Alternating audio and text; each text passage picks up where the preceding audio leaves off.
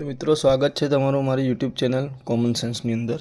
હવે આજે આપણે હાઈકોર્ટ ગુજરાતની ડ્રાઈવરની ભરતીની અંદર એક આ પ્રશ્ન હતો, જેમાં એક આવી રીતે અહીંયા બસ દોરેલી હતી, એની ઉપર એક આ બાઇક સવાર દોરેલો હતો અને એની ઉપર ક્રોસ ચિહ્ન કરેલું હતું અને પૂછવામાં આવ્યું હતું કે નીચે આપેલ ચિહ્ન શું દર્શાવે છે તે જણાવો।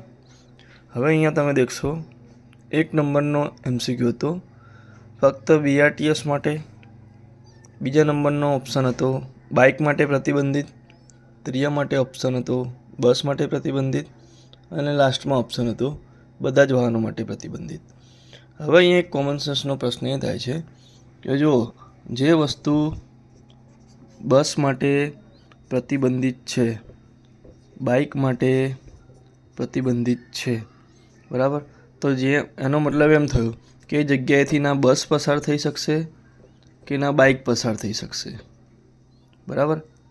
તો જે જગ્યાએથી બસ ના પસાર થઈ શકે, બાઇક પસાર ના થઈ શકે, એનો મતલબ એમ થયો કે ત્યાં રસ્તો સાંકડો હશે અને જો બસ નથી પસાર થઈ શકતી ને બાઇક જેટલી બી જગ્યા નથી તો બીજા વાહનો માટેની તો શું વાત કરવી। એટલે અહીંયા આપણે ખાલી કોમન સેન્સ વાપરવાની હતી।